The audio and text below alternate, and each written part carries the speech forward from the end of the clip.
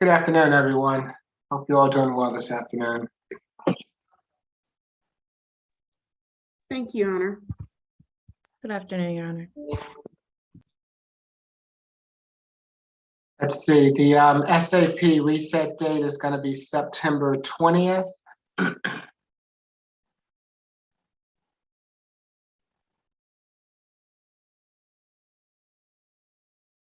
I guess as soon as we get someone on from the jail that we will be ready to begin.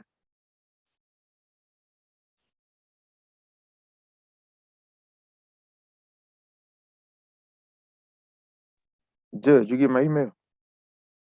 Let me check. I just sent it. Did you just send it, Mr. Howard? Yes. Okay.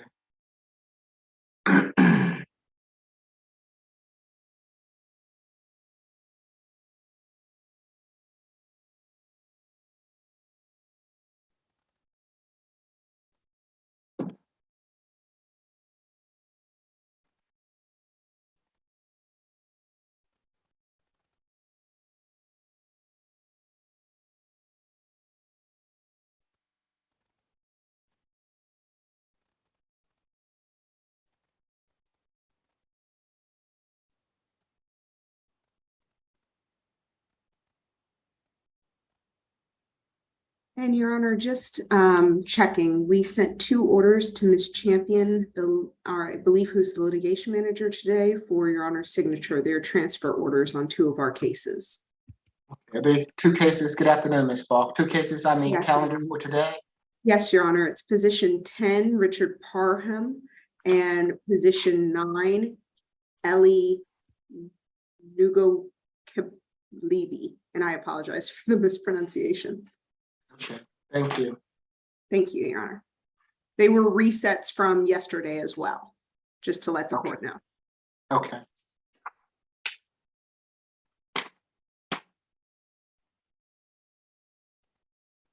They're gonna be heard in felony today. No, Mr. Howard, what we're trying to do, well, the game plan is that we will address those today before Judge Morrow if they are not reset. But if they are reset again, because they were reset yesterday, and I have good reason to believe one of them will probably be reset for tomorrow, we will then transfer them to felony and have the felony division address them once they come off of medical reset.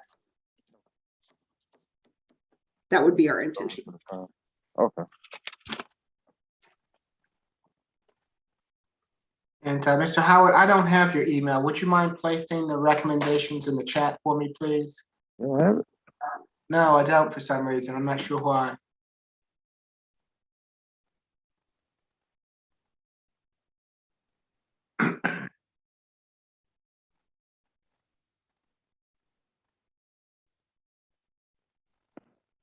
And I don't know if the delay from the jail, we only finished state all purpose a little while ago, so they might be running a bit behind because of that.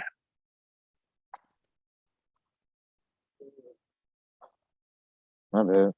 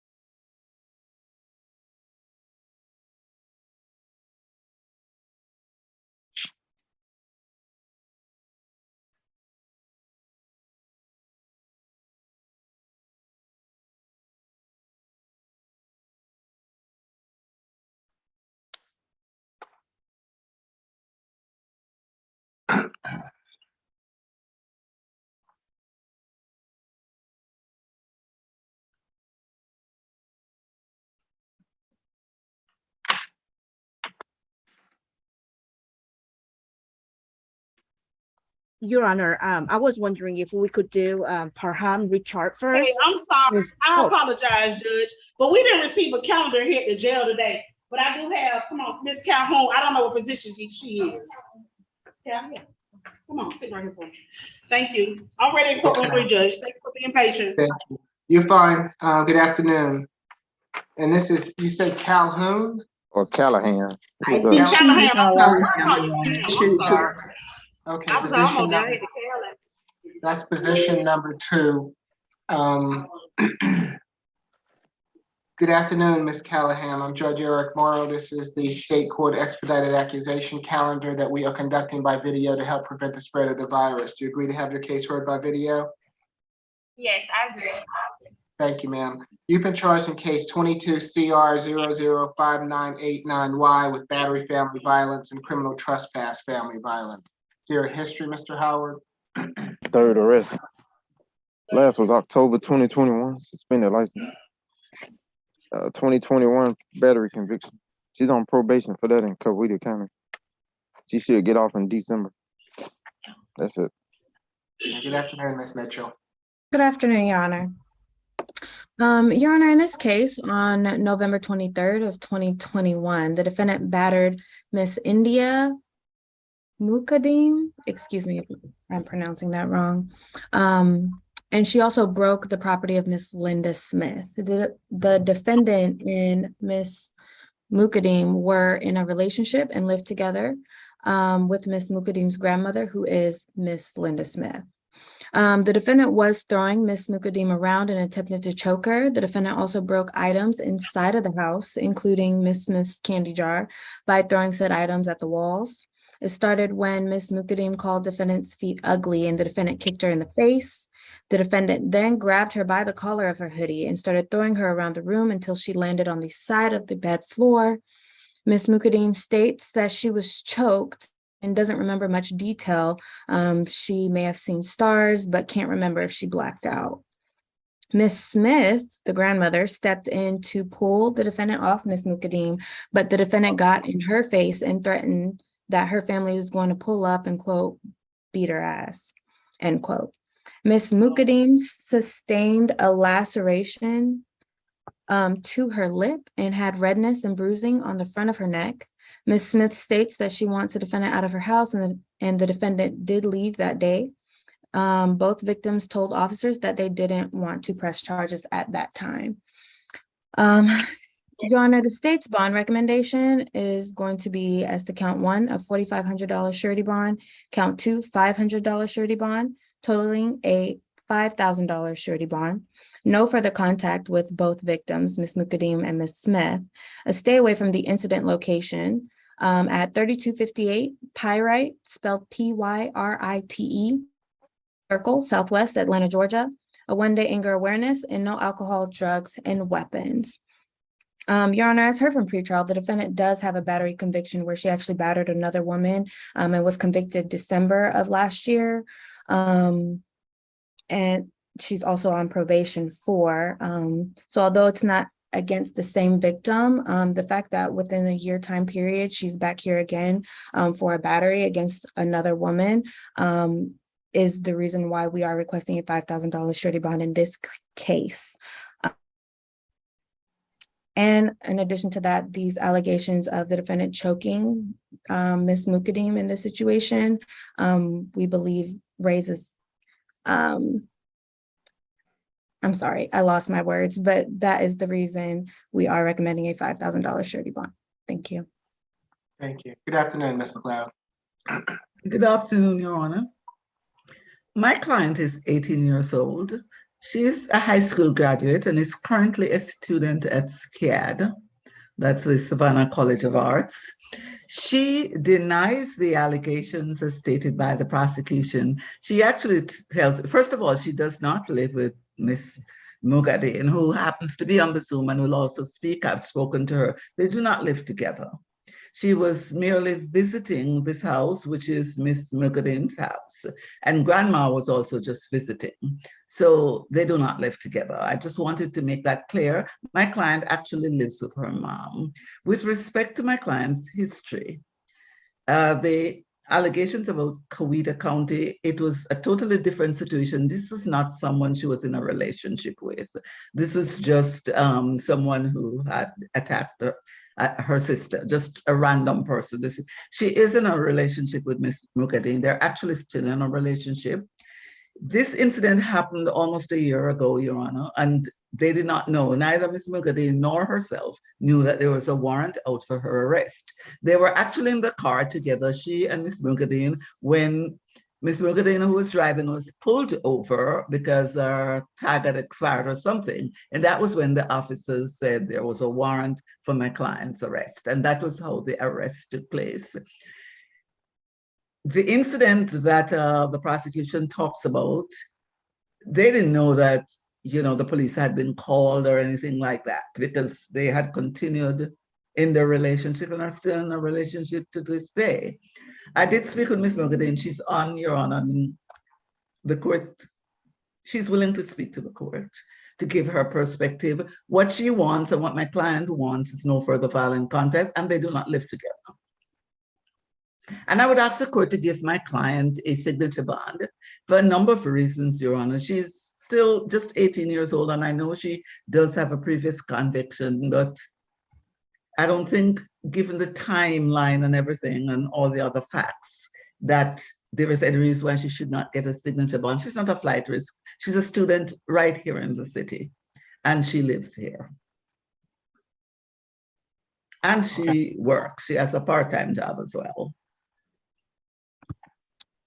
Ms. Mugadin, now it's your opportunity to address the court if that's what you choose to do. If you would like to address the court, you'll have to activate your camera, unmute yourself, and I'll have to swear you in. Okay, can you raise your right hand for me, ma'am? Do you swear from the testimony you're about to give before this court will be the truth, the whole truth, and nothing but the truth? Yes. Okay, you can put your hand down. Thank you, ma'am. What would you like to tell the court? I just want to tell the court that I am not afraid of Yasmin. The situation is old, and we did not know that there was a warrant in place. And I just asked they give her the signature bond.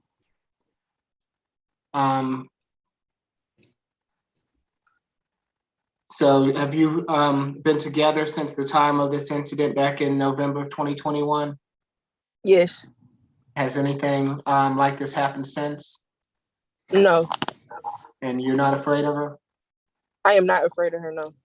Okay. Anything else that you'd like to tell the court? She's really trying, like, to get all of her, like, stuff together and everything. She's really trying hard. And she does have a job. She is in school, and she's really trying hard to maintain everything. And she really doesn't have a lot of support. And I've been trying to help her. Okay.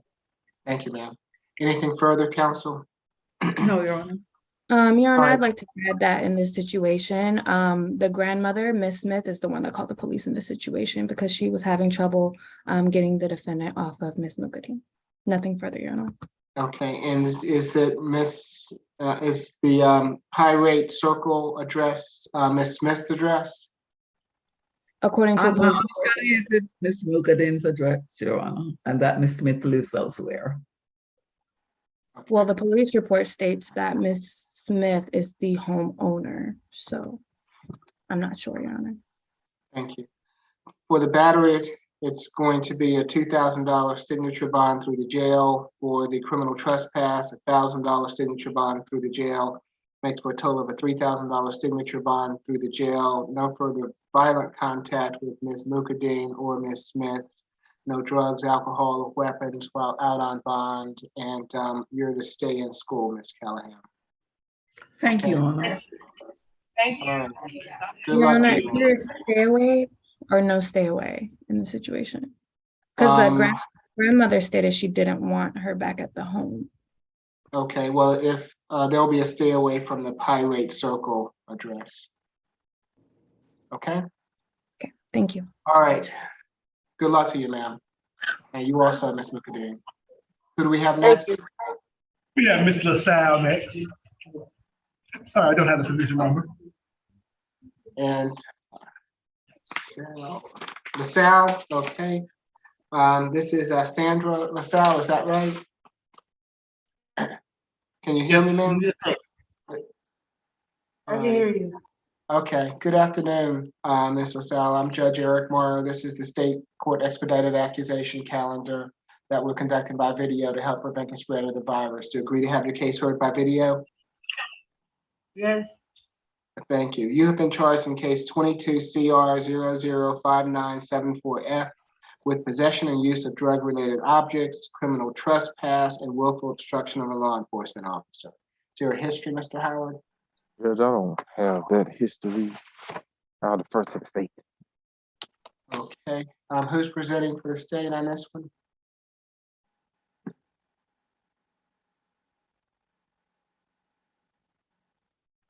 Okay, so it's gonna be Ms. Mitchell, Ms. Falk. Your Honor, give me just a moment. I know we assigned that out. Let me see who we Okay. assigned it out to, or I can just handle it myself since we don't have any takers at this point. So let me just bring up LaSalle and I can address that, Your Honor. Okay, thank you. Not a problem.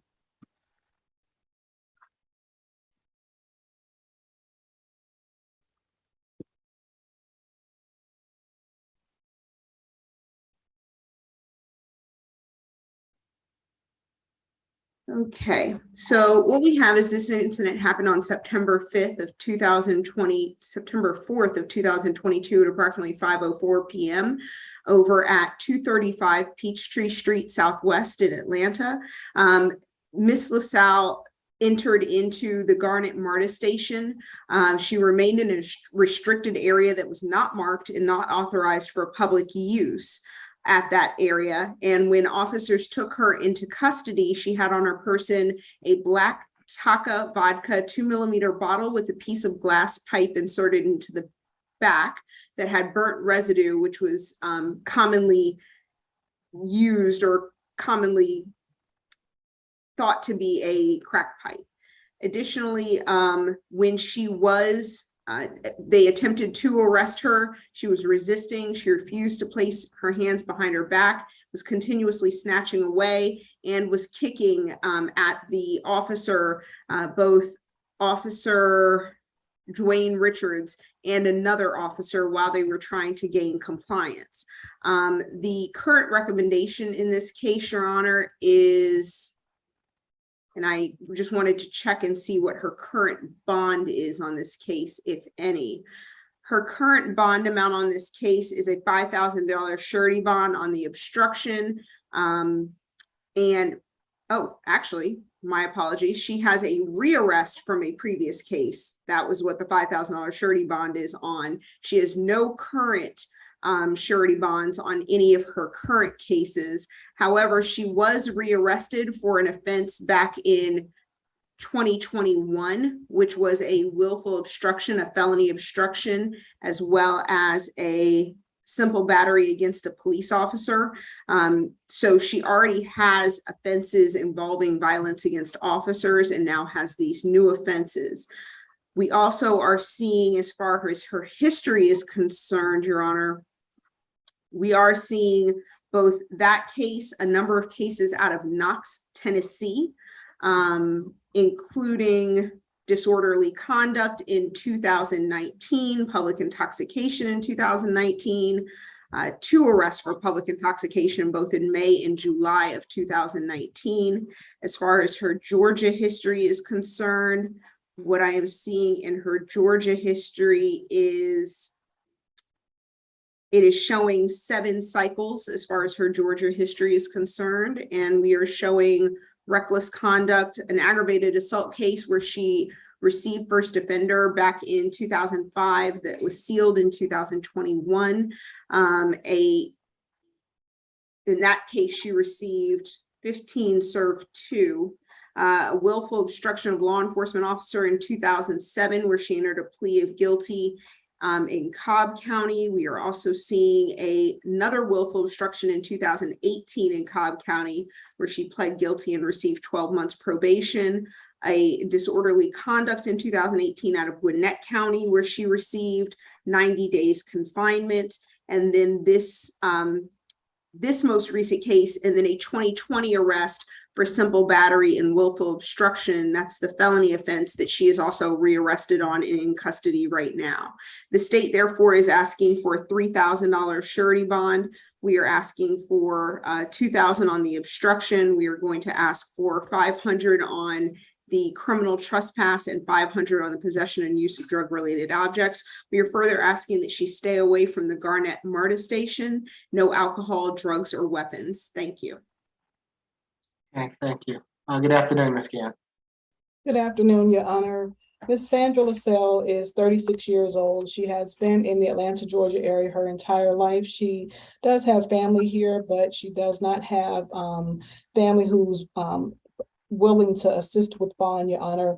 Ms. Lasalle completed high school. She is unemployed, and we are denying the allegations, Your Honor. I do acknowledge my client's history. However, based upon the nature of the allegations and her ability to pay, Your Honor, I'm requesting a signature bond. If Your Honor determines that she is ineligible, then I would ask for a bond of no more than $1,000, and that would be $250 for possession and use of drug-related objects, $250 for the criminal trespass, and $500 for the willful obstruction of law enforcement officers. And we are opposed to the stay away at the MARTA station, Garnett, unless there is an active suspension in place.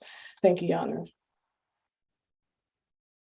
All right, for the possession and use of drug-related objects, a $500 good bond, criminal trespass, a $500 good bond, obstruction, a $1,000 good bond, makes it for a total of a $2,000 good bond.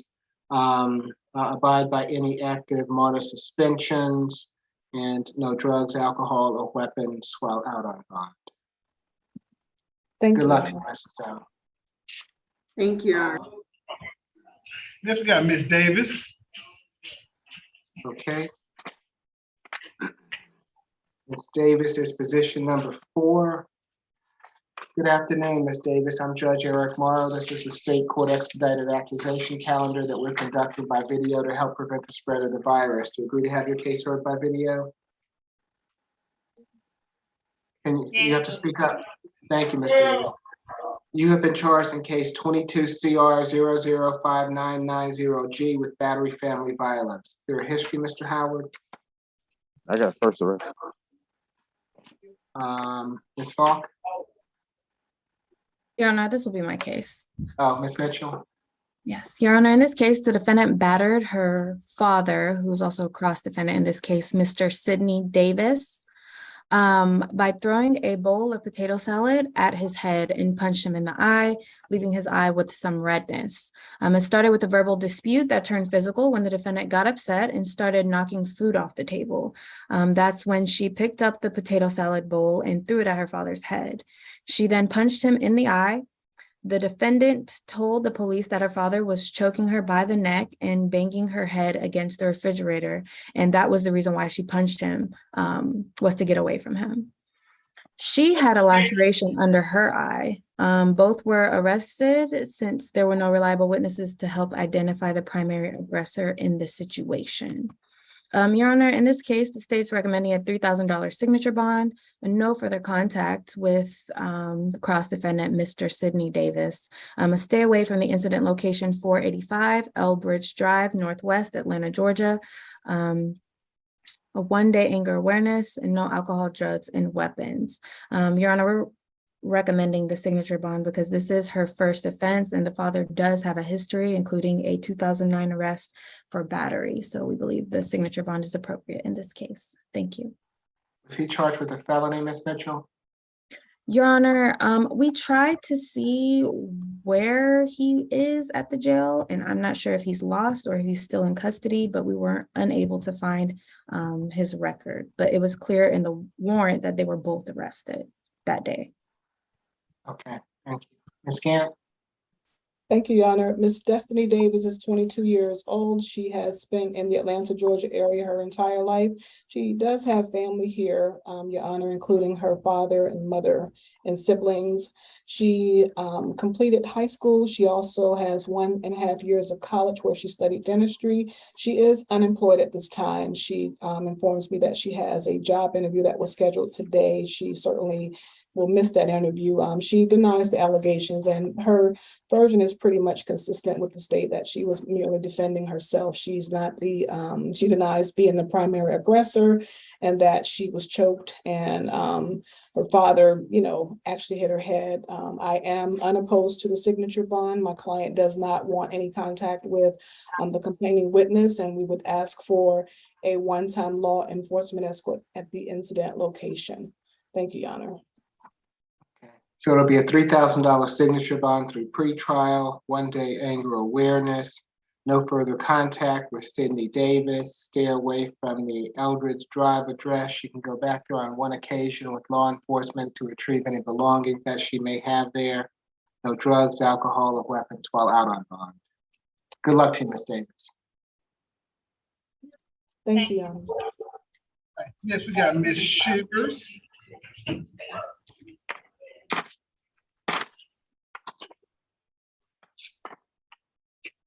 Ms. Shivers is position number 13. Good afternoon, Ms. Shivers. I'm Judge Eric Morrow. This is the state court expedited accusation calendar that we're conducting by video to help prevent the spread of the virus. Do you agree to have your case heard by video?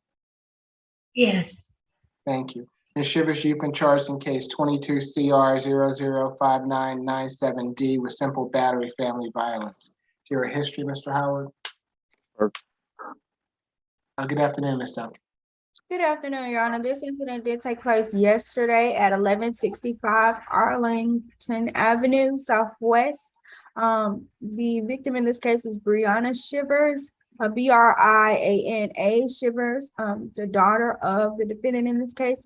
What happened here, Your Honor, is that there was a verbal altercation about some legal matters between these two and several others. And during this altercation, the defendant in this case pushed her daughter's head into a wall, which resulted in a scratch under her eye. This attack from her mother did necessitate further incidents between the two. They did end up pulling each other's hair during the attack. There were witnesses there who did verify that the defendant in this case did push Ms. Shivers' head into the wall. Here we have a concern about the risk of reoffense. We think that these disagreements may continue as the warrant did indicate it was a legal matter. We don't know the status of that legal matter. However, we know that tensions run high in those types of situations. So we have an additional concern about intimidation of this witness/victim because of their relationship and because of the nature of the offenses alleged. We were not able to make contact with the victim, and out of an abundance of caution, the state is going to be requesting a $2,500 surety bond. We understand that it's a first offense. However, given the nature of the offense and the violence alleged, we're going to ask for that $2,500 surety. No further contact with the victim, Brianna Shivers. As far as a stay away, we do believe that these parties need a cooling off period. It hasn't quite been 24 hours yet. This happened at 8:05 p.m. So we're going to defer to the court for the terms of the stay away. It is indicated that they do live together at that location. 1-day anger awareness, no alcohol, drugs, and weapons, and no further violations of Georgia law. Nothing further from the state. Thank you, Ms. Kim. Good afternoon. Good afternoon, Your Honor. Ms. Latanya Shivers is 40 years old, and her daughter, and she is 21 years old. They reside together, and not only them, Ms. Latanya is also residing with 5 children total, 19, 17, 13, and 11. So the house is actually her house, and she has to take care of 3 other minors at that house where she resides. So we would like to oppose for a stay away. And also she has been here in Georgia for all her life. She was born and raised here in Georgia, and she has a sister who was witnessing the whole situation, and I was able to talk to the witness who was at the location, and she said that Brianna is not scared of her mother, and she also wants her mother to return home. And yet I was not able to actually verify that with Miss Brianna because she was not picking up the phone. Miss Shivers is gainfully employed at Carvana Car. She does detailing and she has a GED. She has no mental health diagnosis, nor drug or alcohol addiction. We would like to request for signature on bond so she can go home and take care of 3 other minor children, Your Honor. Thank you. It's going to be a $3,000 signature bond through pretrial, 1-day anger awareness, no further violent contact with Brianna Shivers, no drugs, alcohol, or weapons while out on bond. Thank you, Your Good luck Honor. to you, Ms. Shivers. Thank you.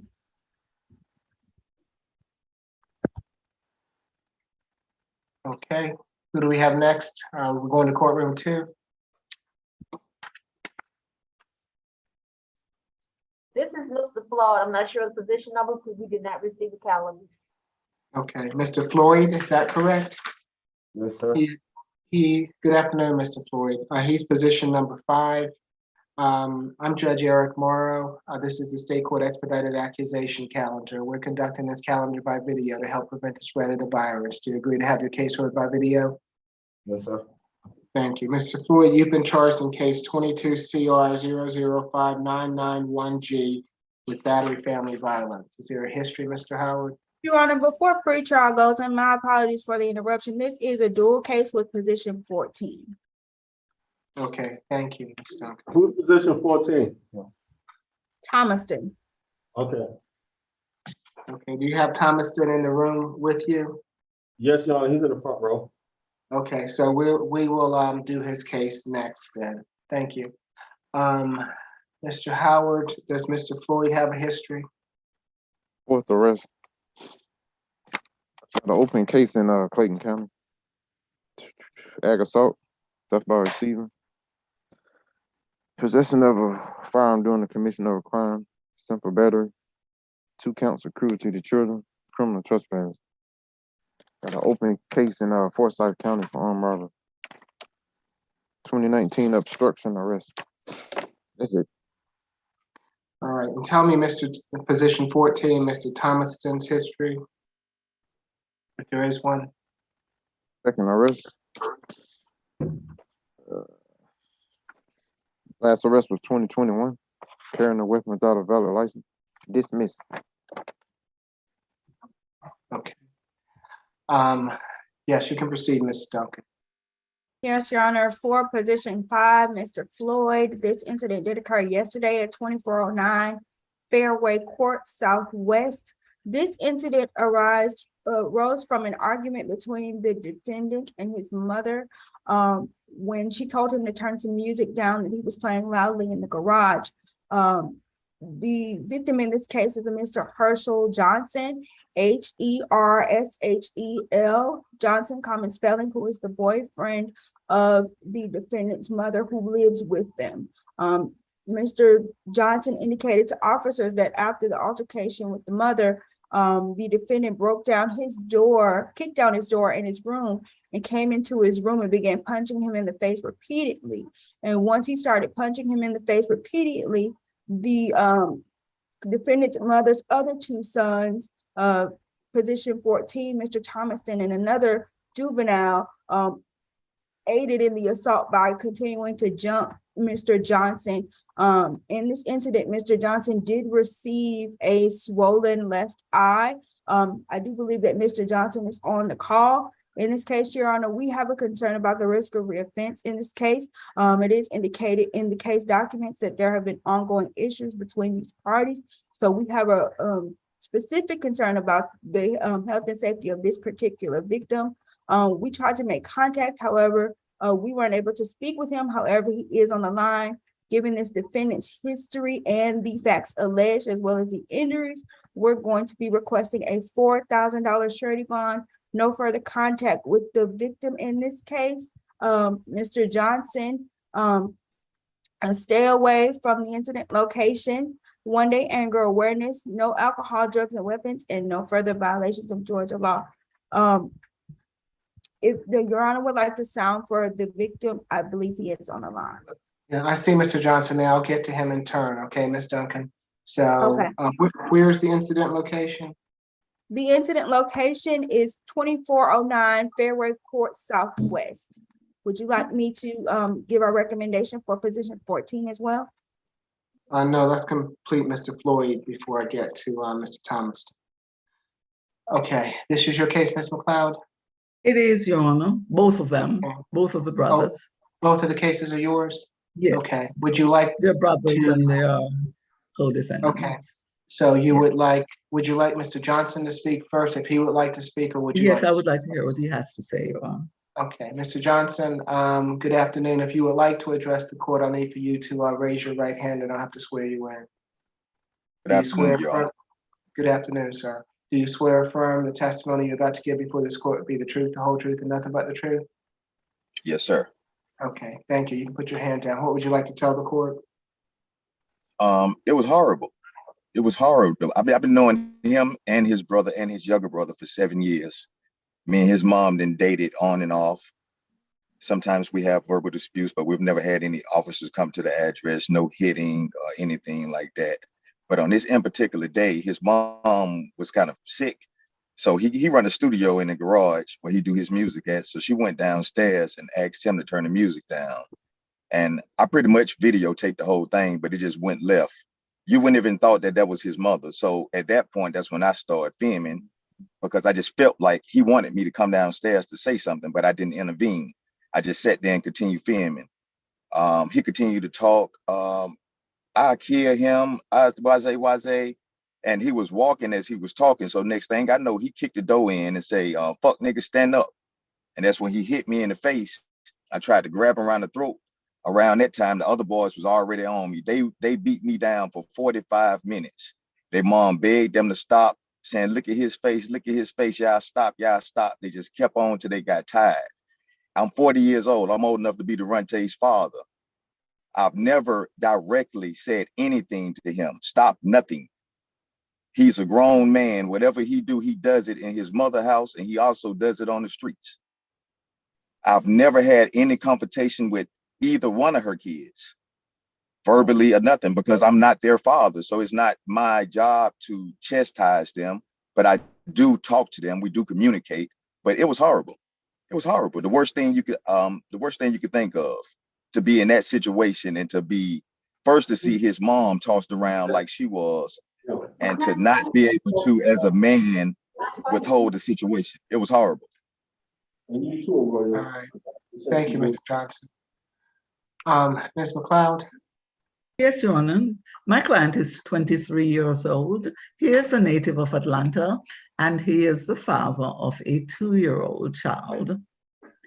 My client denies that the facts as stated by the complaining witness are accurate. My client tells me that he was simply defending his mom because she was having a big dispute with Mr. Johnson, and that was why he had to interfere, because Mr. Johnson was being very disrespectful to his mother, and they were arguing, meaning my client and Mr. Johnson were arguing, and then they got into a physical Excuse me, Your Honor, that's altercation. incorrect. Mr. Johnson, I Yes, sir. will allow you to speak, but we don't interrupt in this court, so let Ms. McLeod continue her, I'm sorry, I apologize. to present. You're fine. Yes, Yes, sir. so he If tells you would me like he something was, further to say, I will give you that opportunity, okay? Go ahead, Ms. McLeod. Yes, sir. yes, he tells me he was merely defending his mom, and that was what happened, Your Honor.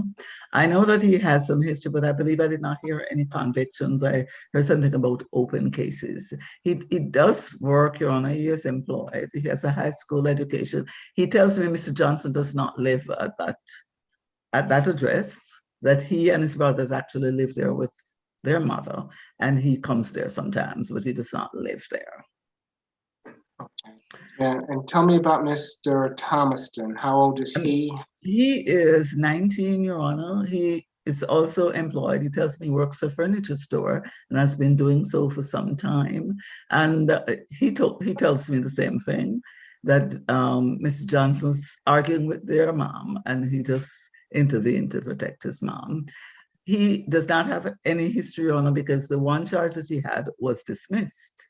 He's only 19 years old, and I would certainly ask the court to consider giving him a signature bond so he can get out of jail and get back to work and to his life. Okay. Ms. Thank Duncan, you. what's the recommendation on Mr. Thomaston? Okay, Your Honor, for Mr. Thomaston, our recommendation is $3,000 surety with the same conditions. Given the facts and circumstances, notwithstanding the competing version of events offered by defense, it's clearly as indicated by the victim's appearance that he was attacked. And in these instances, we have a concern for this particular victim, given the violence alleged and the injuries that occurred. We'd renew our request for the $4,000 bond for Mr. Floyd and the $3,000 surety bond for Mr. Thomaston, as well as the stairways, no further contact, 1-day anger awareness, no alcohol, drugs, or weapons, and no further violations of Georgia law. Mr. Johnson, also, my apologies, I want to correct the record. We did get a chance to speak to him. I received the update. He indicated to our victim advocate that he received not only that swollen black eye, but also is having jaw pain, and cannot, believes that his jaw is shifting, and he is having trouble seeing out of that eye as well. So given the aggravated nature of the offenses, the state is requesting those bonds, and we believe that they are more than reasonable given the facts and circumstances. Nothing further from the state. I just have one other thing I'd like to say, Your Honor. Yes, Mr. ma'am. Johnson has himself said he's known both of my clients for about 7 years, and nothing like this has ever happened between them. So obviously something must have happened to trigger them. And they contend that this was seeing their mother being mistreated. I just want to put that out there, Your Honor, because had there been something where these boys had been attacking him before, but this is a one-off incident even by his own testimony. Thank you, Your Honor. Mr. Johnson? Yes, Your Honor. I wanted to add that it was sent the evidence that I recorded the whole incident, even from the time when his mother got out the bed. It had nothing to do with me. I've never had an altercation with them. She just simply asked him to turn the music down, and it went from there. It's all recorded. You can hear crystal clear audio. From the time him kicking the door in, from throwing the first punch and them coming in the room, it's all recorded. You can hear everything, everybody saying, what his mother saying. He got mad because his mom asked him to leave after he disrespected her so bad. It wasn't a fight. What's the mother's name, Mr. Johnson? Katrina Thomaston. And where is she this afternoon? I don't know. So I left the property upon when the officers left to retrieve medical treatment. Okay, thank you. Has anyone talked to Ms. Thomaston?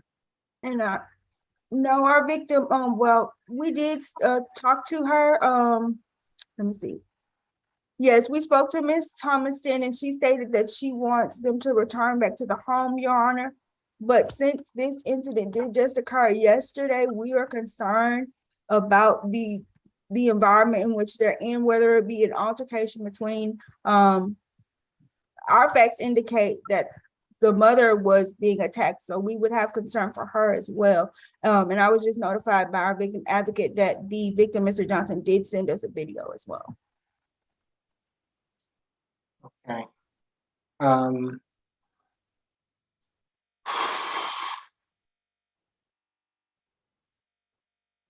Anything further from anyone? Nothing further from the state. Nothing further, Your Honor. All right. Well, I'm concerned about Ms. Thomaston. If it were my boys, I would like to think that if they were in custody, that I would do as Mr. Johnson has done today. And if I wanted them home, I'd come speak on that point. If I did not come speak on that point, but I think that I would make myself available to speak on their behalf, given that they are in custody. With that being said, for Mr. Floyd, it's going to be a $4,000 good bond. No further contact with Ms. Thomaston. Stay away from the 2409 Fairway Court address. He can go back to that address on one occasion with law enforcement to retrieve any belongings that he might have there. No further contact with Herschel Johnson, and no drugs, alcohol, or weapons while out on bond. For Mr. Travius Thomaston, case 22 CR 005994F, it's going to be a $3,000 signature bond through pretrial, 1-day anger awareness, no further contact with Herschel Johnson or Katrina Thomaston at this time. Stay away from the 2409 Fairway Court address. He can also go back there on one occasion with law enforcement to retrieve any belongings that he might have there. No drugs, alcohol, or weapons while out on bond. Ms. McLeod, if someone speaks directly with Ms. Thomaston, given that she is not here in court today, and she wishes, after a cooling off period, to have this modified in some way, I'm happy to consider that Yes, at that time. And I see that Mr. Floyd, I'm sorry. No, go ahead, Ms. McLeod. Mr. Floyd, if this is not related to your bond, my advice to you would be not to speak. It's related to my bond. It's about what me and my brother returned. Sit back. Yes, the address that y'all saying that me and my brother cannot go to, this is the address that we stay there. He don't stay here. He is from Alabama. He is not even from Georgia. He's from Alabama. And as I said, Mr. Floyd, if your mother wants you back at that address, then Ms. McLeod can petition the court to have you all go back there. I don't see this as just an incident with Mr. Johnson. I see that your mother is also involved in this matter, and it would be the court's prerogative that she would be here to speak to let the court know what she wants. But since she's not here, I'm doing what I think is in the best interest of all of the parties that are involved without having her participate because she's not here, okay? I'm gonna try to reach out to her, Your Honor. Okay, thank you, Mr. Brown. Good luck to you, Mr. Floyd, Mr. Thomaston, and you also, Mr. Johnson. Thank you. What was Floyd's bond? $4,000 good bond. This is the Joshua Paul.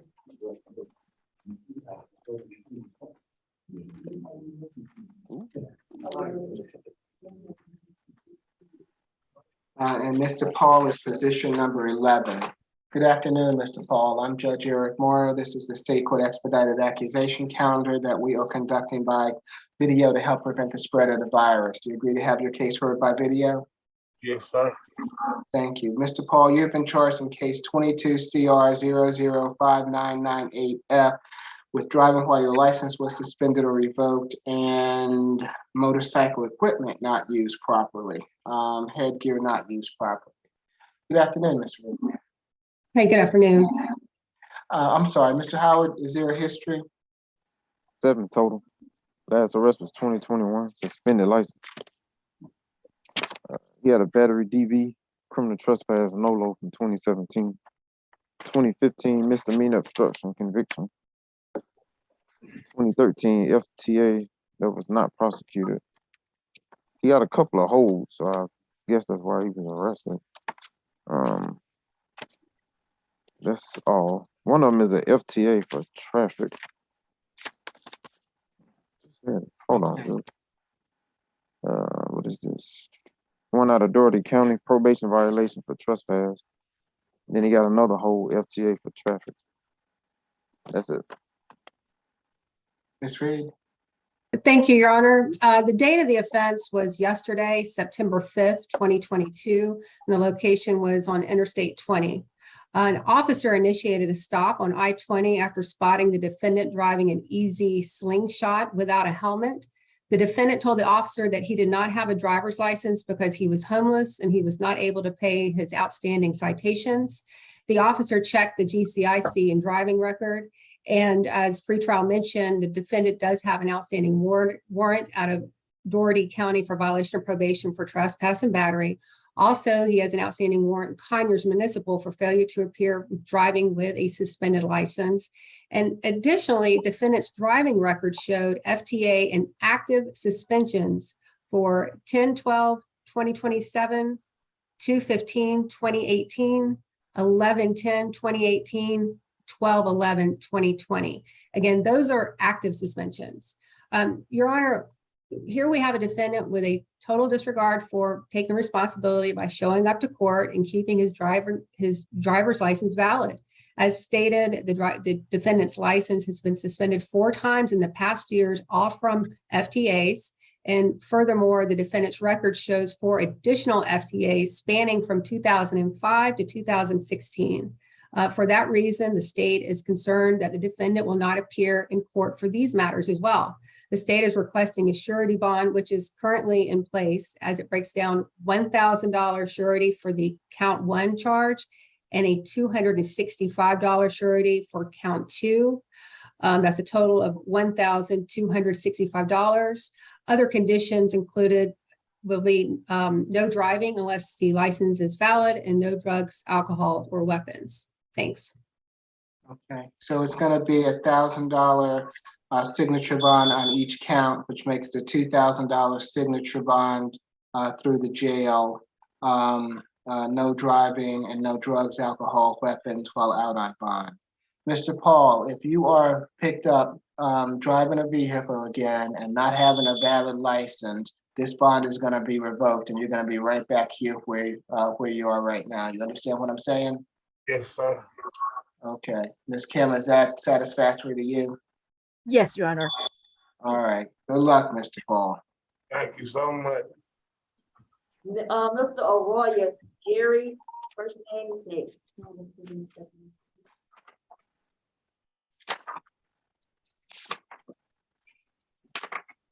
Morning, good afternoon. Good afternoon, sir. This is position number 1, Jerry Arroyo. This is the state court expedited accusation calendar. Sir, I'm Judge Eric Morrow. You have been charged in case 22 CR 005988J with failure to obey sign or control devices, possession of marijuana less than an ounce, and driving under the influence of marijuana. Is there a history, Mr. Howard? This is 8th arrest. Last was 2019, failure to appear. We got an open case in Superior Court, 16 SC 147109. That's for trafficking cocaine out of Judge Adams. 2015 probation violation, 2014 suspended license. It has history out of California. 2019 fugitive from justice. Yeah, that's it. He's out on pretrial for the trafficking.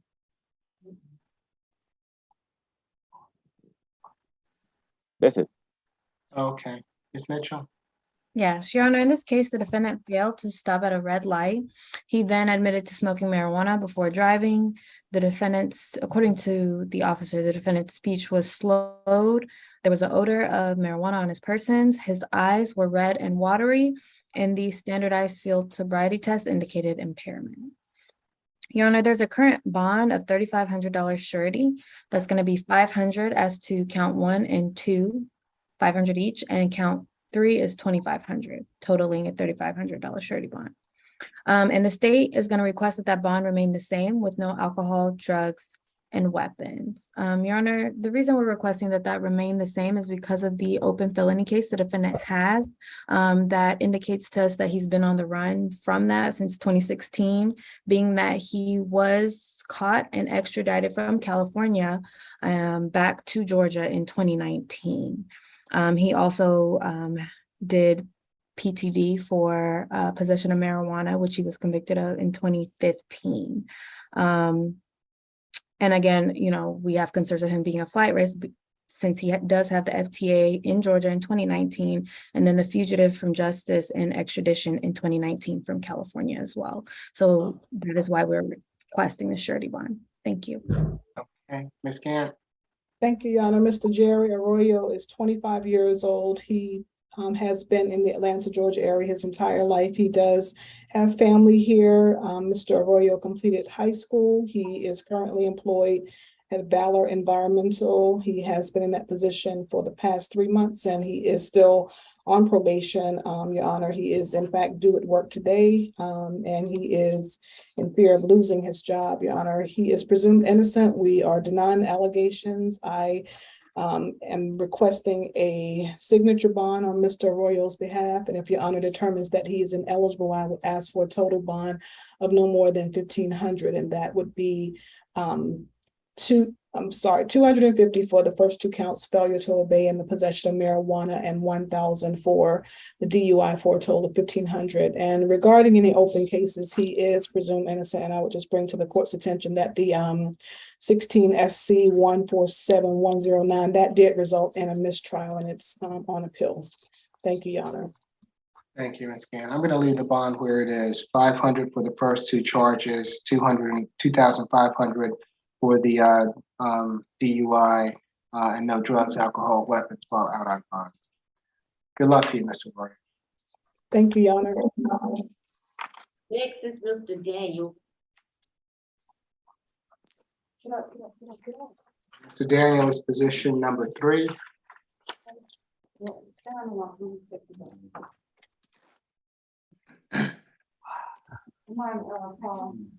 Good afternoon, Mr. Daniel. I'm Judge Eric Morrow. This is the State Court Expedited Accusation calendar that we are conducting by video to help prevent the spread of the virus. Do you agree to have your case heard by video?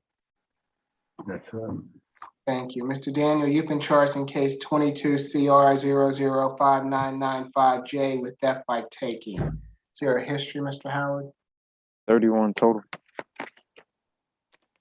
Last was 2013, probation for obstruction. Got a 2012 theft by taking, battery, possession of a Schedule 2. All that was dismissed. 2011 felony obstruction, misdemeanor obstruction conviction. 05 burglary, theft by taking, theft by receiving, dismissed. Okay, Ms. Mitchell? Yes, Your Honor. In this case, the defendant stole a Black government phone from Shante, spelled Chante, Butler. Your Honor, there's a current bond of $1,000 surety on this case, and the state is going to recommend or request a $3,000 signature bond through pretrial with no further contact with the victim, Ms. Butler. Stay away from the incident location, 151 Cleveland Avenue, Southwest, Atlanta, Georgia, and no alcohol, drugs, and weapons. We are requesting a signature bond. We believe it's appropriate in this case because the defendant, although he has an extensive history, aside from this, his last arrest appears to be in 2013. So we are going to recommend a signature bond. Thank you. All right, it's going to be $1,000 signature bond through the jail. No further contact with Ms. Butler. Stay away from the incident location, and no drugs, alcohol, or weapons while out on bond. Does that suit you, Ms. Gann? Yes, Your Honor. Thank you. Okay, good luck to you, Mr. Daniel. Next is Gillis. Okay, good afternoon, Mr. Gillis. This is position number 6. I'm Judge Eric Morrow. Mr. Gillis, this is the State Court Expedited Accusation calendar that we are conducting by video to help prevent the spread of the virus. Do you agree to have your case heard by video? Yes, sir. Thank you. You've been charged in case 22 CR 005992C with battery family violence. Is there a history, Mr. Howard? 15 total. Last arrest was in October. Afraid to appear. February 2021, suspended license, no low. 2016, suspended license. I didn't see any felony convictions. Last felony arrest was, I think, in 02. I'm sorry, it's just, yeah. And those are dead. Hold on, Mr. Gillis. Okay, please remain silent, sir. I'm done. Okay, Ms. Reed. Thank you, Your Honor. The date of the offense was yesterday, September 5th, 2020. The victim in this case is Keisha Turner, and that's spelled Kysha, Turner, common spelling. And she was in a 2-year relationship with the defendant, live-in girlfriend, and they have no children together.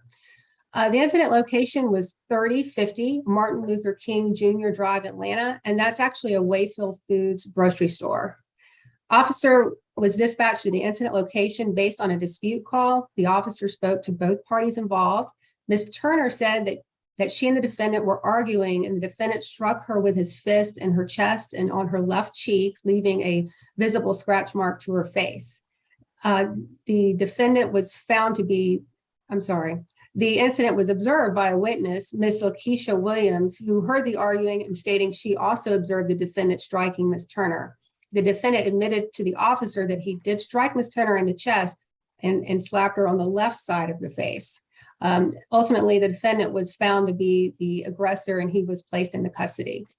Now, Ms. Turner had spoken with our office today, and she said that she and the defendant were no longer in a relationship. And after the incident, Ms. Turner received medical attention to her jaw, and it was determined that it was sprained as well as inflamed, and she's barely able to open her mouth, close her mouth, and she's having difficulty eating or swallowing. Ms. Turner wants a no further contact with the defendant, and she wants to stay away from her residence. That's located at 380 Martin Street, Southwest Atlanta, and a one-time law enforcement escort for the defendant to retrieve his belongings. Your Honor, this defendant has had 15 cycles, including 2 arrests concerning violence. Although these arrests are quite remote, Ms. Turner stated that she's afraid of the defendant and she does not know what his reaction is going to be when he's released. Further, there has not been a substantial cooling off period between the parties, as this incident just occurred yesterday. As mentioned, because of Ms. Turner's fear of the defendant, she wants to stay away and no further contact, and the state recommends the same to the court.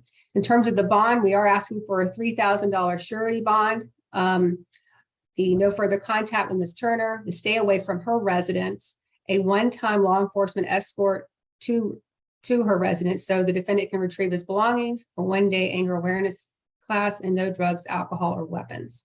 Thank you. Thank you. Ms. Gant. Thank you, Your Honor. Mr. Horatio Gillis is 50 years old. He has been in the Atlanta, Georgia area his entire life. He is the father of a 20-year-old, and he also has additional family in the Atlanta metro area. Your Honor, we are unopposed to a stay away at the incident location. Mr. Gillis does not want any contact with the complaining witness, and he has an alternate address. Your Honor, Mr. Gillis completed high school. He served 9 years in the Army, and he completed some training in the area of electrician and brick masonry. He is currently employed at Outback Gutterback. He has been in that position for 11 years. Your Honor, he denies the allegations, and he tells me that Ms. Turner actually struck him first, Your Honor. I acknowledge my client's history. However, I did not hear about any recent or any convictions for violence. Therefore, Your Honor, I am requesting a signature bond on Mr. Gillis's behalf. Again, we are unopposed to the no further contact and stay away orders. And of course, we would need that one-time law enforcement escort. If Your Honor determines that he is ineligible for a signature bond, I would request a bond of no more than $1,000. But I believe, according to the report that I received, he is recommended. Thank you, Your Honor. Your Honor, excuse me, I believe the victim, Ms. Turner, is on Zoom and she wants to address the court. And I also want to add a stay away for the witness. That's Lakisa Williams, Lakissa Williams. And I believe Ms. Turner is on Zoom now. Yes, I'm here. Just one moment. And that's, the witness was Lakisa Williams. Yes, Your Honor. Okay. Yes. Good afternoon, Ms. Turner. If you would like to address the court, I'll need for you to unmute yourself, and I'll need for you to raise your right hand so that I can swear you in. Do you swear affirm the testimony you're about to give before this court will be the truth, the whole truth, and nothing but the truth? Yes. Okay, you can put your hand down. Thank you, ma'am. What would you like to tell the court? Yes, thank you. I have no reason to have touched him first. I only defended myself. The witness, of course, saw everything. So I don't understand. I've never been hit before by anybody. I didn't understand why. It was just a disagreement. So of course I don't want contact and to stay away, in the one-time visit would be fine with me. I just don't understand why he would lie at this point when there is a witness to everything. Excuse me, Honor. Mr. Gillis, please remain silent. Remain silent, Mr. Willetts. Anything that you say can and will be used against you, sir. This is a bond hearing. It's not about guilt or innocence. Please remain silent. Yes, ma'am. Okay. Anything further, Ms. Turner? No, I don't understand, and I've never been in this situation, so I'm almost speechless. But I just want to feel safe. That's all. I want to feel safe. He can come get his things anytime, just with an officer with him. That's it. Okay. Mr. Gillis, please remain silent. I do not want you to speak at this time. I can certainly give you a call at the jail if you have any concerns. Okay. So it's going to be a $3,000 signature bond through pre-trial, 1-day anger awareness, no further contact with Ms. Turner, stay away from the Martin Street address, her address. You can go back there on one occasion with law enforcement, Mr. Gillis, to retrieve any belongings that you might have there. No drugs, alcohol, or weapons while out on bond. And just so that you both know, Mr. Gillis and Ms. Turner hears this also. When I say no contact, I mean absolutely no contact.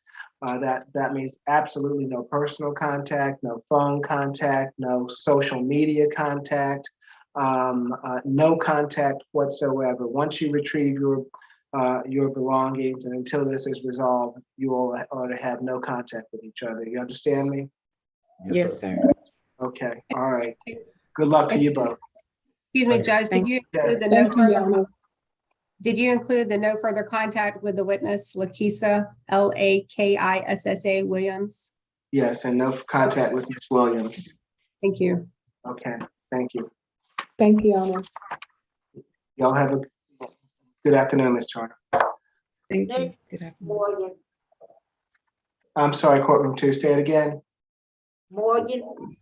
Morgan, okay.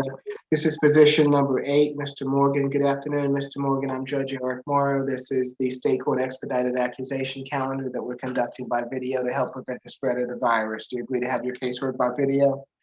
Yes, sir. Thank you. Mr. Morgan, you have been charged in case 22 CR 005993F with loitering and prowling. Is there a history, Mr. Howard? This 5th arrest. Last was April 2021. Probation for robbery by sudden snatch. February 2021. Misdemeanor possession of marijuana. 2 counts of entering auto. That was out of Brookhaven. 2018 entering auto. And he got first offender for the robbery in 2018. He has a hole too. Yeah. It's for obstruction. What is he charged with? Oh, Lord and Pride. It's out of East Point. That's it. Okay. Ms. Reed. Thank you, Judge. The incident occurred yesterday, September 5th, 2022. The location was a residential area of Wakefield Drive and Camden Road in Atlanta. An officer responded to a call regarding an individual dressed in dark clothing looking into cars on the roadway. The officer saw an individual matching the description. The defendant was questioned and detained by the officer. The officer conducted a search and found a loaded gun and ski mask on the defendant's person. The gun on the defendant was reported stolen out of Brookhaven, and the defendant had an active warrant out of East Point, as mentioned by Mr. Howard, dated August 23rd, 2020. That is a misdemeanor obstruction charge. Your Honor, the defendant is currently also out on bond in DeKalb County for entering auto and loitering prowl. That offense date was February 24th, 2021. As mentioned, the defendant has the outstanding warrant in the city of East Point, and there's a high risk of reoffending because the defendant is only 21 years old and he has had several arrests within the past few years. The state is requesting that the $2,500 surety bond remains in place. In terms of some history here in Fulton, he did have a first offender for a robbery in 2018 and entering auto in 2018. Those two cases ran concurrent, and he completed his first offender very recently. We're asking for a stay away from the residential area of Wakefield Drive and Camden Road, and no drugs, alcohol, or weapons. Thank you. So I'm sorry, Ms. Reed. I just want to make sure I'm getting you right. A stolen gun was found on Mr. Morgan? That's correct. It's reported stolen out of Brookhaven, was found on his person. Okay, so are there charges that are not before me that are felony charges? There are not.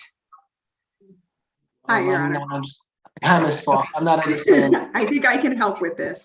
So I know that we can refer this to the DA's office, but we have been declined previously for cases of this ilk, because with theft by receiving stolen property, we do have to show that the defendant knew or should have known the gun was stolen, which is often a difficult proposition when it comes to stolen guns. So I know that the officers either have their warrants rejected or cannot, or just do not take out warrants. But I will refer this to the DA's office with the understanding that they reject a large majority of the cases unless we can show the knew or should have known standard. Okay, thank you, Ms. Falk. I appreciate that. Ms. Gant? Thank you, Your Honor. Mr. Isias Morgan is 21 years old. He has been in the Atlanta, Georgia area his entire life. He has family here, including siblings, but no one is able to help with bond. Mr. Morgan earned a GED, and at this time, Your Honor, he is unemployed. He informed me that he was in prison for 16 months. He's been out for about 2 months. He hasn't been able to work. He is scheduled to start training tomorrow for a new job at Bar Taco. He also is scheduled to start working on the 12th, and I am requesting a signature bond on Mr. Morgan's behalf, Your Honor.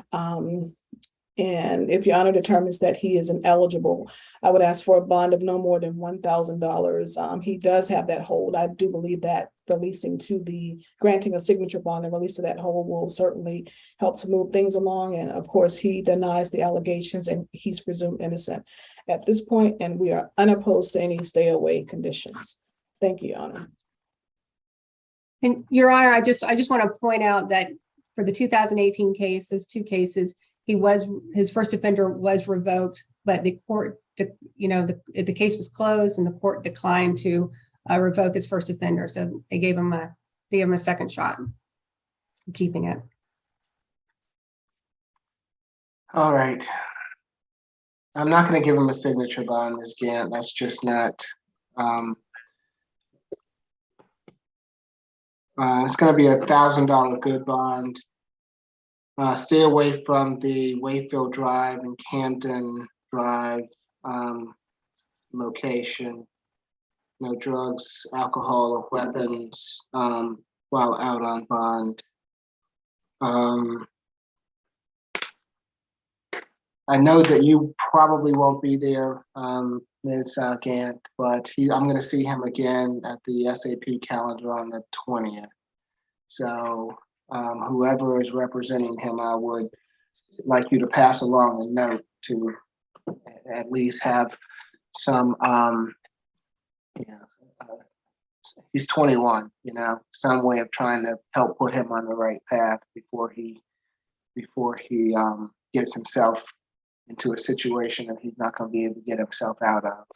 And so whatever way, I know that's a difficult proposition of help, Ms. Gant, but if you can just pass that along for me, I'd appreciate it. All right, thank you, Your Honor, I will do. Thank you, Your Honor. Okay, who do we have next? We're done in courtroom 2. Okay, let's see. Thank you all in courtroom 2. Are we gonna go to the South Annex? Courtroom 2, before you go.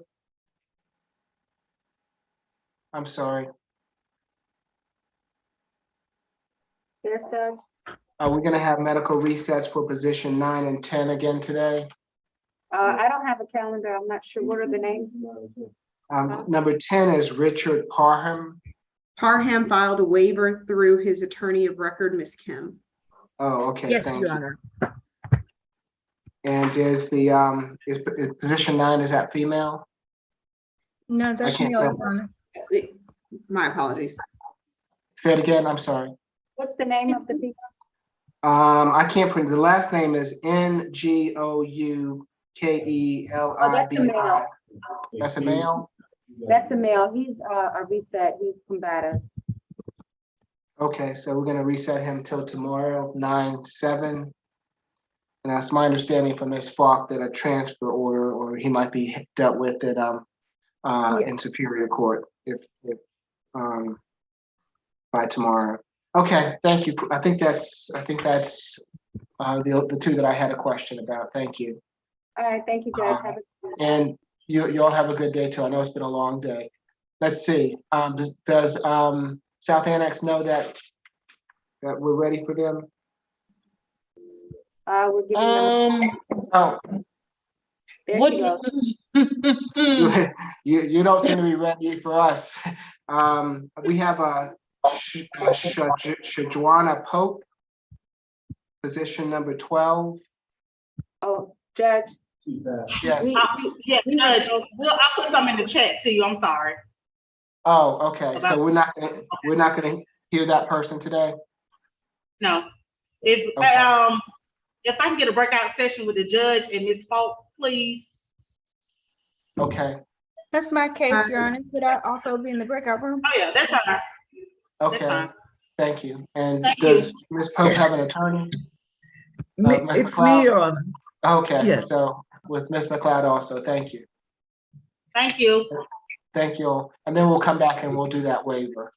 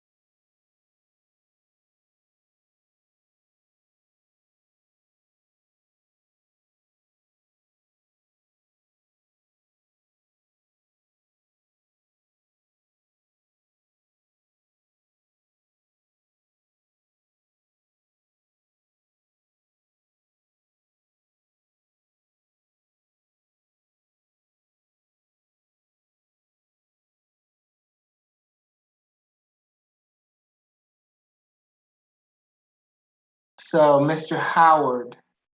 Yeah, I already know. No. I was asking about Parham. Does Parham have a history, position number 10? Yes, he does. Hold on. What we got? He's on probation. Well, he has an open case in Virginia for burglary. Also, open case in New York City. I'll put it in the chat for you. Also, assault, criminal trespass, disorderly conduct, resisting arrest. On probation in Clayton County for entering auto, robbery, obstruction, felony that is. Criminal attempt to commit a felony. On probation in Fulton for ag assault. That's 13 SC 119538. In 2013, they gave him a 10-year sentence, 2 to serve, 8 years probation. That's enough. Yes, that's fine. Thank you. Are you with me, Ms. Kim?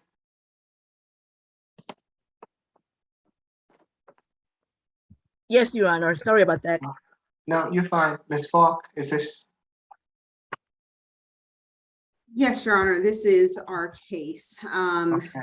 So in Your Honor, bear with me because there's going to be some information that we need to give the court that occurred before our case and then information that occurred subsequent to our case and feel like will inform the court as far as risk of reoffense and danger to the community.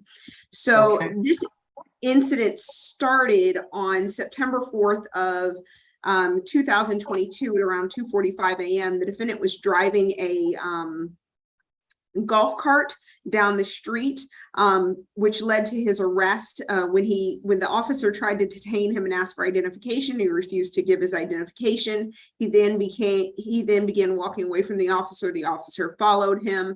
At one point, the defendant appeared to lunge for the officer. The defendant was then placed under arrest.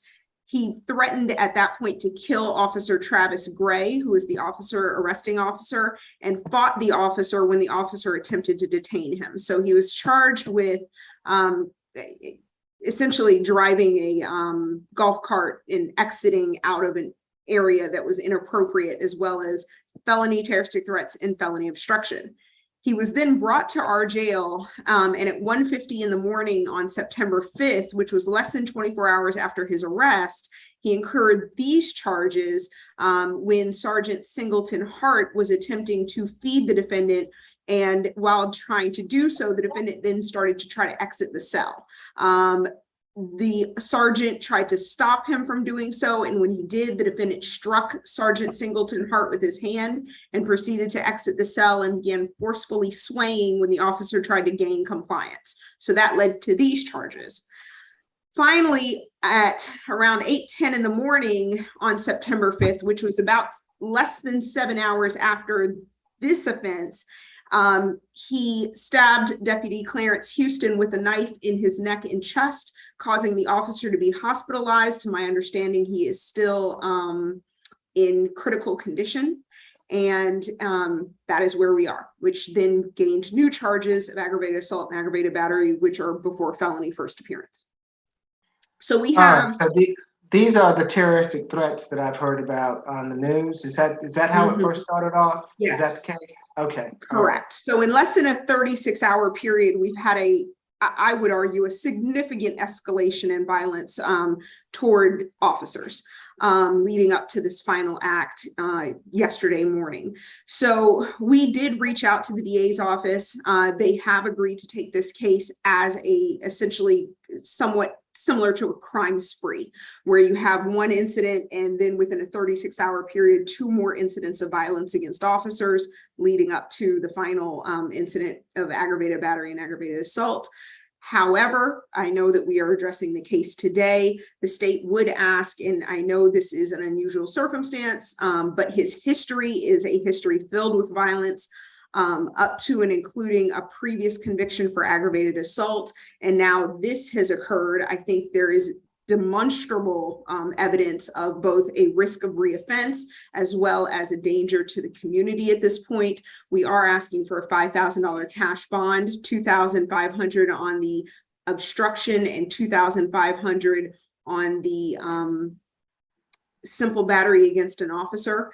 I believe that is necessary to hold the defendant and to guarantee his appearance should he be released on bond. And the state is also asking that he have no contact with Sergeant Singleton Hart, who is the individual who is the subject of this case. No alcohol, drugs, and weapons. I think it goes without saying. And that is all for the state. Thank you. Okay, thank you, Ms. Falk. Ms. Kim? Yes, Mr. Richard Parham is 41 years old and he was born and raised here in Georgia. He does not have any children and he's not married. He does not have any family members who can actually bail him out. So even $1,000 coupon will cause him to stay in the jail. His employment is a contractor, and yet, of course, if he doesn't get a contract, he cannot work.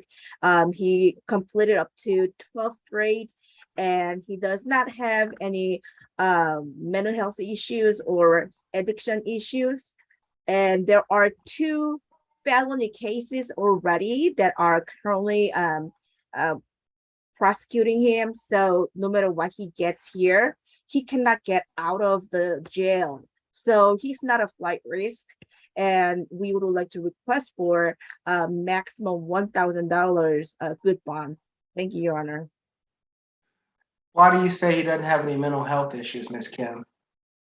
I asked him and he said that he was never diagnosed, but definitely we can actually ask social worker service to visit and do some behavioral health issues, because I'm not an expert and he didn't know about it either, Your Honor. Now, I mean, you just mentioned that he didn't, so I wondered how you came to the conclusion that he did not have any mental health issues. Sorry. All right, so There it's was- gonna be I'm sorry, were you done, Ms. Kim? Oh, that was not a conclusion. I should have not done that. I should have said he does not have a history. I should have said that. Okay. It's gonna be $1,000 cash bond on each charge, making for a total of a $2,000 cash bond. No further contact with Deputy Hart, and no drugs, alcohol, or weapons while out on bond. Okay? Thank you, Your Honor. All right. And I think that concludes today's calendar. Ms. Champion, whenever you're ready, we can go over the calendar.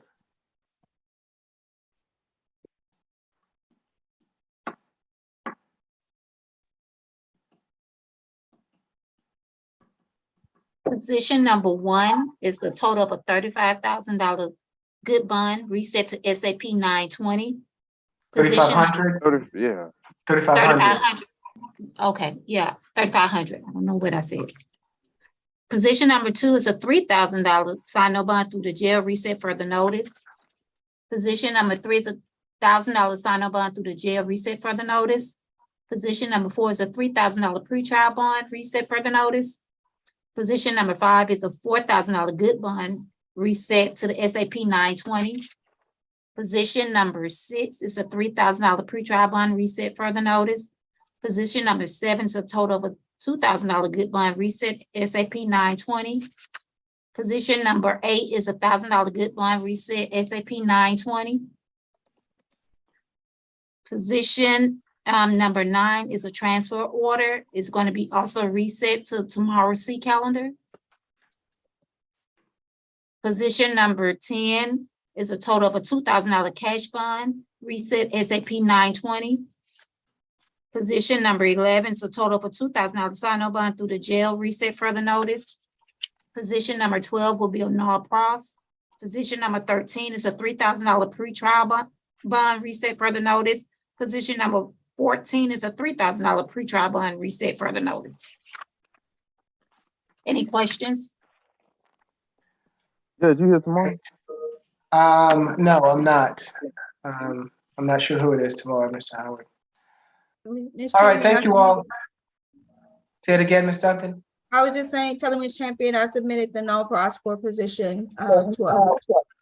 Yes, I just received it, Ms. Duncan. Great. All right. See you very tomorrow, good. Judge Morrow. Okay. You have to come y'all back.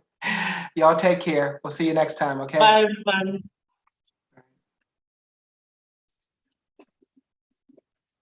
And Ms. Champion, I'll get those signed when you get them to me, okay? Yes, Judge, I'll be sending it right over. Okay, thank you.